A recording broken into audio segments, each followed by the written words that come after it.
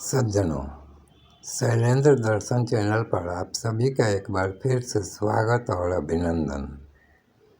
आज हम चर्चा करेंगे अध्यात्म से संबंधित कुछ हल्के फुल्के दैनंदिन जीवन संबंधित बातों की। कल मैं कुछ कार्यवश शहर में सरकारी दफ्तरों में गया था और कुछ अस्वस्थ सी मानसिकता और शारीरिक स्थिति थी, तो मैं कार्य का निष्पादन करके और बहुत ही थका हुआ और क्लांत होकर घर वापस आ गया था। मेरी सहधर्मिनी भी मेरे साथ थीं।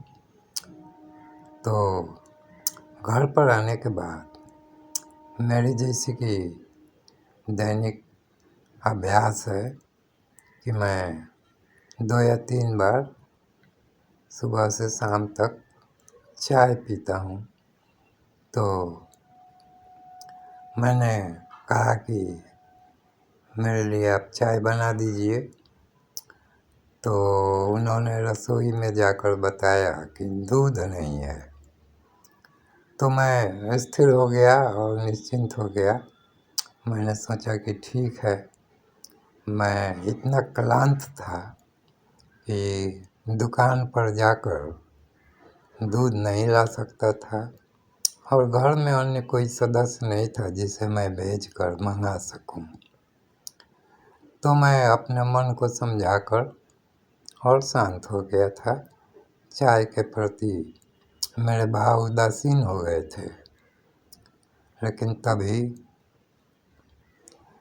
एक ऐसी घटना घटी कि मेरे एक मित्र हैं जो कहीं दूर गए हुए थे और वे बस में सवार थे और बस में से ही उन्होंने मुझे फ़ोन किया कि आप घर में हैं। तो मैंने कहा कि हाँ हूँ। तो वे मेरे काफ़ी नज़दीकी मित्र हैं। तो उन्होंने अधिकारपूर्वक कहा कि एक चर्चा विमर्श करनी है, मैं अभी आ रहा हूँ, कि कुछ चाय वाय पिलाइएगा।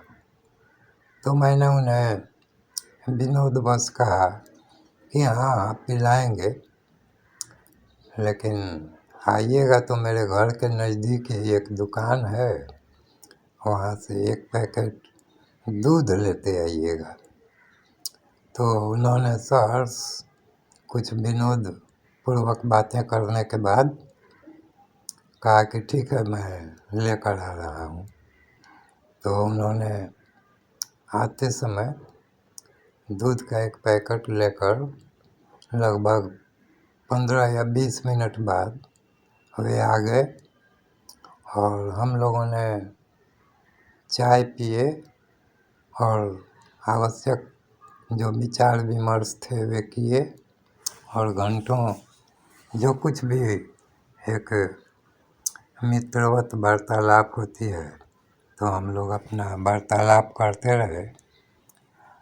तो सज्जनों, इस प्रसंग को कहने सुनने का तात्पर्य यही है कि कभी-कभी हम चाहें तो अनुभव करते हैं कि हमारे इर्द-गिर्द एक ईश्वरीय सत्ता हमेशा कार्य करती रहती है।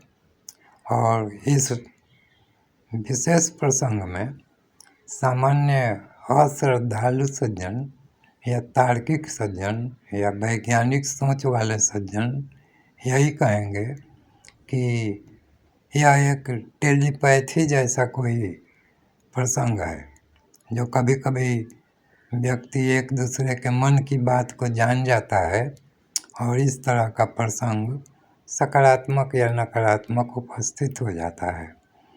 लेकिन मेरा ऐसा मानना नहीं है।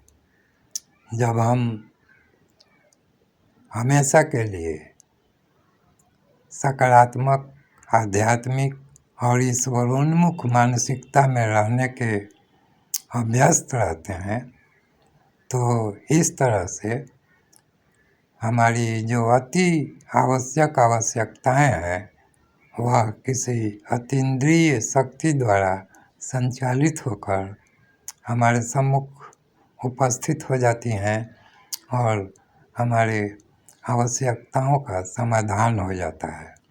इस संबंध में गैर श्रद्धालु सज्जन, अविश्वासी सज्जन और भक्ति से रहित सज्जन विभिन्न प्रकार की नकारात्मक बातें तो करते ही रहेंगे। तो यह हल्की सी छोटी सी आध्यात्मिक प्रसंग की बात थी। इसको चर्चा करने का उद्देश्य यह रहा कि हम अपने को सकारात्मक रूप से, आध्यात्मिक रूप से और ईश्वरोन्मुख रूप से अपने को बनाए रखें। तो इस तरह के छोटे मोटे चमत्कारिक अनुभव होते ही रहते हैं और कुछ बड़े चमत्कारिक अनुभव और घटनाएं भी होती हैं जिसे हम समझने में सामान्य तौर पर असमर्थ रहते हैं, क्योंकि उनका कोई तर्क नहीं होता है। कल मैं जिस प्रकार से थका हुआ था, मैं 2-3 घंटे विश्राम करने के बाद दुकान पर जा सकता था, लेकिन तब तक किसी अतीन्द्रिय सत्ता ने मेरे मन की स्थिति को समझा, सुना और उसकी व्यवस्था मेरे मित्र के माध्यम से करवा दिए। तो सज्जनों, यह एक बहुत ही तुच्छ प्रसंग था, लेकिन इसको सुनने जानने के बाद श्रद्धा, भक्ति और विश्वास से युक्त सामान्य जन कुछ आध्यात्मिक प्रेरणा ले सकेंगे। इसी उम्मीद के साथ मैंने इस सांसारिक घटना की चर्चा की है। तो धन्यवाद सज्जनों, फिर मिलेंगे इसी प्रकार किसी धार्मिक, आध्यात्मिक, मांत्रिक या ईश्वर अनुसंधान संबंधी चर्चा विमर्श के साथ।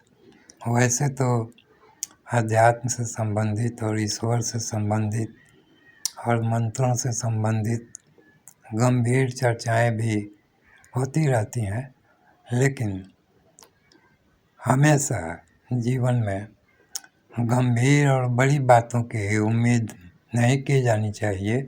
छोटे छोटे प्रसंगों में भी जीवन उतना ही महत्वपूर्ण दृष्टिगोचर होता है जितना बड़ी घटनाओं और बड़ी प्रसंगों के परिप्रेक्ष्य में। तो अंततोगत्वा हम इस चर्चा को यहीं विराम देंगे। फिर मिलेंगे अगले वीडियो में इसी प्रकार। तब तक के लिए धन्यवाद।